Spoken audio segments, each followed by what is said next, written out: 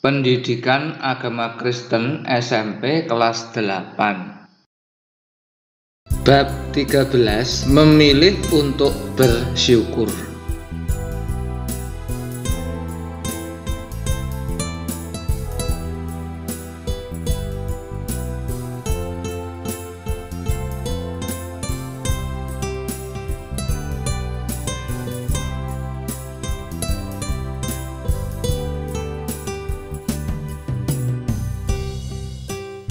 Tuhan Allah Bapa kami yang ada di surga, kami bersyukur kepadamu ya Tuhan atas segala penyertaan-Mu dalam hidup kami.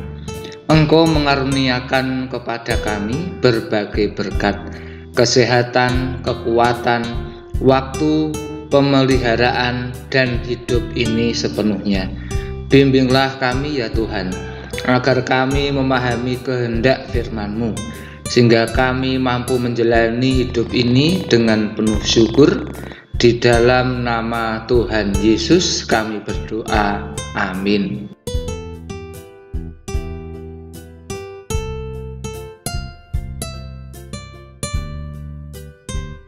Bacaan kita diambil dari Ratapan 3 ayat 17-26, Habakuk 3 ayat 17-19, dan Efesus pasal 5 ayat 1-4.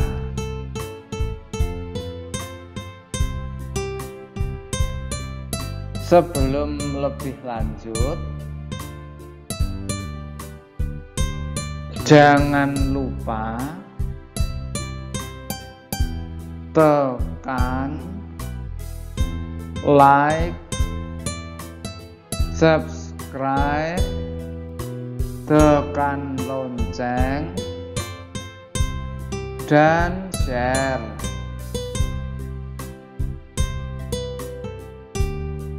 Penjabaran bab 13 memilih untuk bersyukur adalah sebagai berikut: A. Pengantar, B. Jangan mengeluh, C. Rangkuman, dan D. Penutup.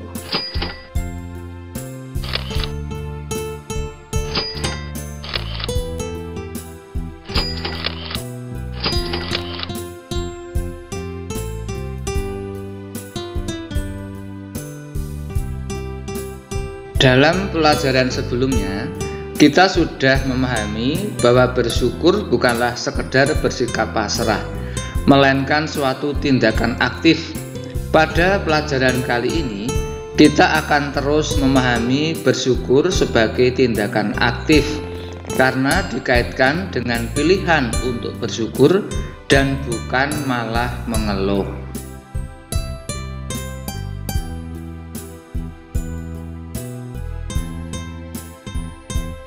Apakah kamu pernah mengeluh? Kalau pernah, kamu mengeluh mengenai apa? Apakah kamu mengeluh karena kamu sering tidak diberi uang jajan yang cukup? Atau kamu mengeluh karena terlalu banyak tugas sekolah? Atau mengeluh karena ini dan itu? Semua itu mungkin mendorong kamu menjadi marah dan jengkel. Orang yang mudah mengeluh sebenarnya sebuah pilihan. Orang itu telah memilih memenuhi hidupnya dengan keluhan dan omelan, sehingga hidupnya tidak mengalami damai sejahtera. Hidupnya tidak memiliki semangat dan pengharapan. Padahal hidup bersyukur itu pilihan, tidak tergantung pada situasi dan kondisi di luar diri kita.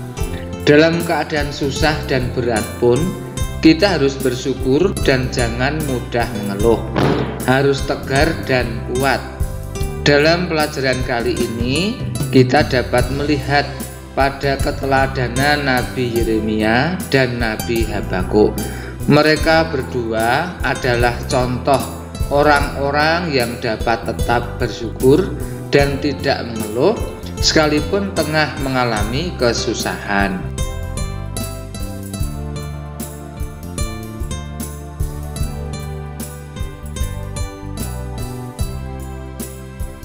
Yeremia lahir di sebuah desa yang bernama Anatot, 6 km dari Yerusalem. Ia putra seorang imam. Yeremia memberitakan firman Tuhan mulai dari zaman Raja Yosia dari kerajaan Yehuda, dilanjutkan dengan Raja Yoyakim dan Raja Sedekia. Keduanya anak dari Raja Yosia, hingga bangsa Israel mengalami pembuangan ke Babel. Seluruh seruan Nabi Yeremia menunjukkan kegigihannya dalam menghadapi bangsanya yang keras kepala, tidak taat, dan terus-menerus hidup menyimpang dari jalan Tuhan. Selama masa tugasnya, Yeremia tidak jemu-jemu memperingatkan bangsanya agar bertobat dan meninggalkan dosa mereka. Akan tetapi, tidak satupun perkataan Yeremia yang didengarkan. Bahkan, mereka justru berulang kali melakukan penghinaan terhadap Yeremia. Hal yang lebih menyakitkan hati adalah bahwa imam yang bekerja di rumah Tuhan justru menganiaya Yeremia.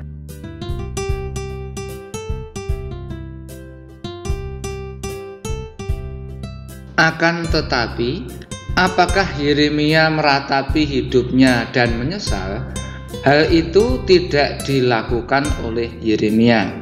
Ia mengarahkan perhatiannya hanya kepada kasih karunia Allah semata. Katanya, "Tetapi hal-hal inilah yang kuperhatikan.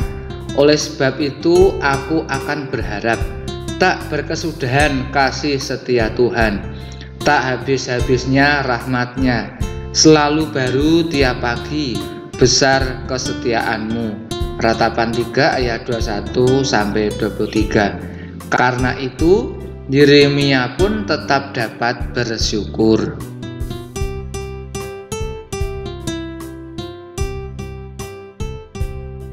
Keteladanan yang sama juga dilakukan Nabi Habakuk. Habakuk menjadi nabi pada zaman Raja Yoyakim 608 sebelum Masehi sampai 597 sebelum Masehi. Raja Yoyakim adalah seorang raja yang jahat. Karena itu Tuhan tidak berkenan kepadanya. Ia menjadi penyebab bangsanya terjerumus ke dalam ruang kehancuran. Habakuk hidup dalam keprihatinan karena bangsanya tidak hidup dalam kebenaran.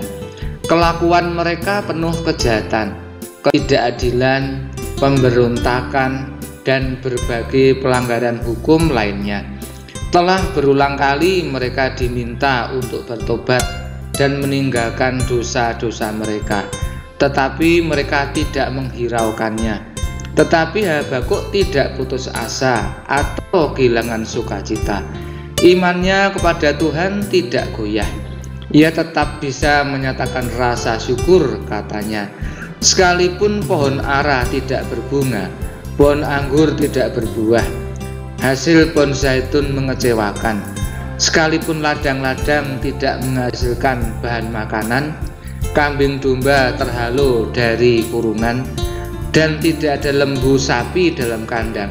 Namun aku akan bersorak-sorak di dalam Tuhan, beria-ria di dalam Allah yang menyelamatkan aku. Habakuk 3, 17-19.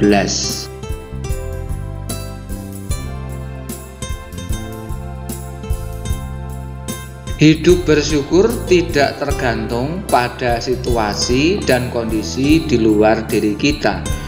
Dalam keadaan susah dan berat pun, sebetulnya kita dapat memilih untuk bersyukur. Nabi Habakuk dan Nabi Yeremia adalah contoh orang yang dapat tetap bersyukur. 4 hal yang dapat kita lakukan untuk belajar selalu bersyukur, bahkan dalam hidup yang berat sekalipun. 1.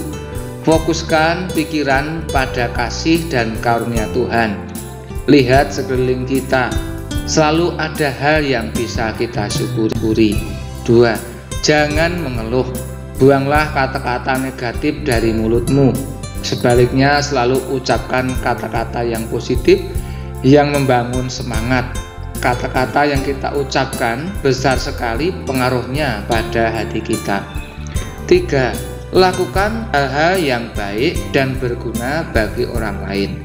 Ketika masalah dan kesusahan datang, jangan pasif, jangan biarkan diri kita jatuh pada sikap mengasihani diri sendiri.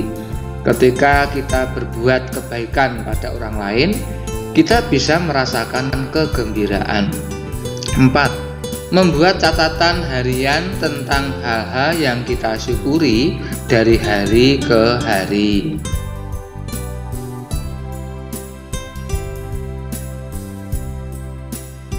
Demikian dahulu pelajaran kali ini. Sampai jumpa pada kesempatan berikutnya. Tuhan Yesus memberkati. Amin.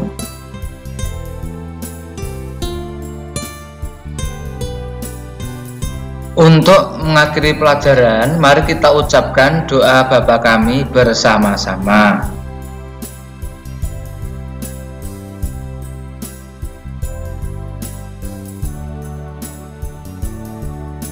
Bapa kami yang di surga, dikuduskanlah namamu, datanglah kerajaanmu, jadilah kehendak-mu di bumi seperti di surga.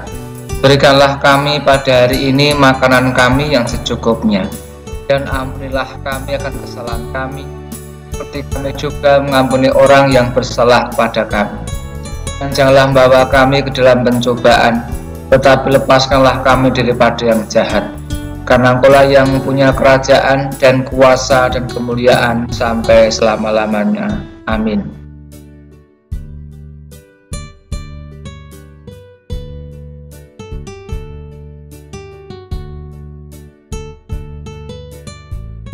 Menghayati terus ajaran iman gereja-gereja perdana, mari kita ucapkan 12 pengakuan iman rasuli.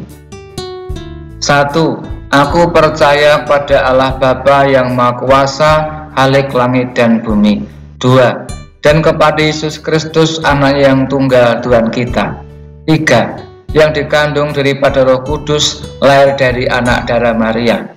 4. Yang menderita sengsara di bawah pemerintahan Pontius Pilatus, disalibkan, mati dan dikuburkan, turun ke dalam kerajaan maut.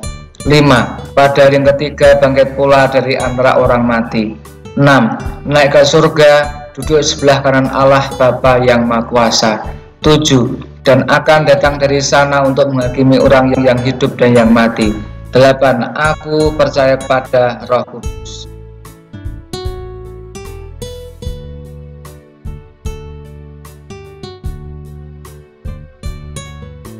9. Gereja yang kudus dan am, persekutuan orang kudus. 10. Pengampunan dosa. 11. Kebangkitan daging. 12. Dan hidup yang kekal.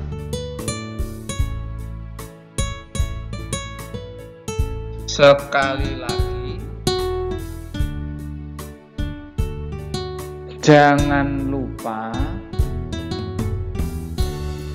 tekan like,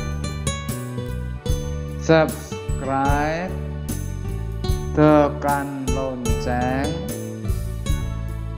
dan share.